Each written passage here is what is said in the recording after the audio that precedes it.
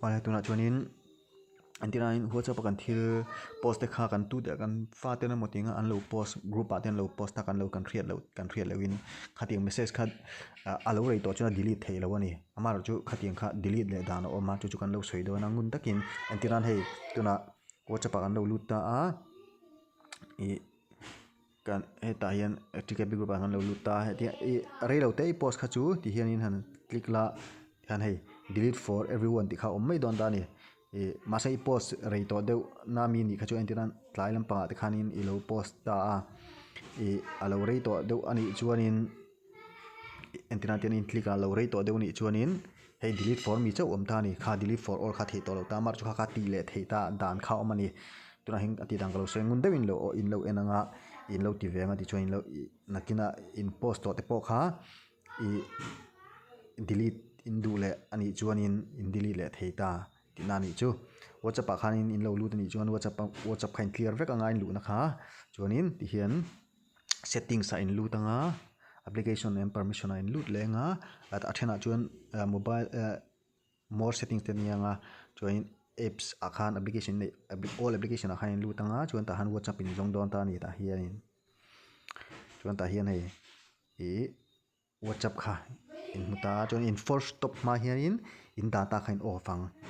wifi connect ni pon dikhanin in off vek anga chuan in force stop ang chuan okay in tiang chuan in okay zo khanin heta hianin data khanin in lut lenga data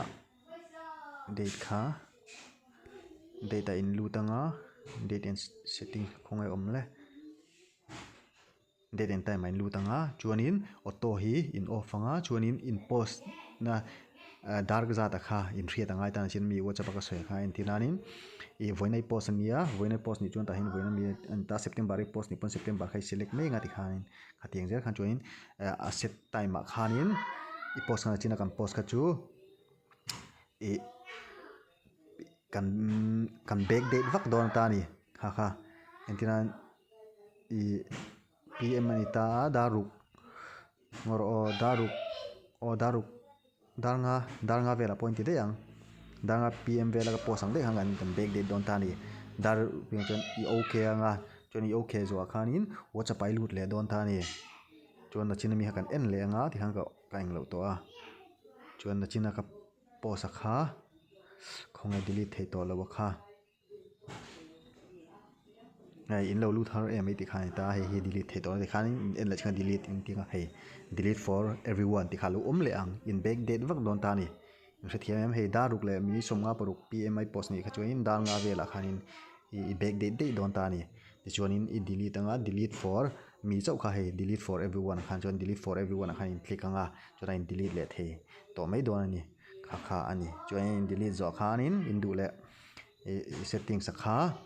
in set thalenga date te po kha nga yang khan in da lenga ti chuan na chi na in WhatsApp in fa ten lo post phal te po kha delete le in du ni chuan delete thei to lo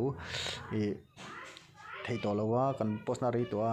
delete for mi chu om ti te po kha delete for all kha in ati le thei ni amaro chu delete for mi tin me man to kha chuan ati le thei to lawa kha chu kan riat tlan tha delete for mi kha met lo ula delete for all le tur kha chuan nakina mi tuna ka soyang khan back date wa khan ti khan ati le thei ti kha karon soy ni mi tam takina hlok pina kan lo nei takin karon da le lok ani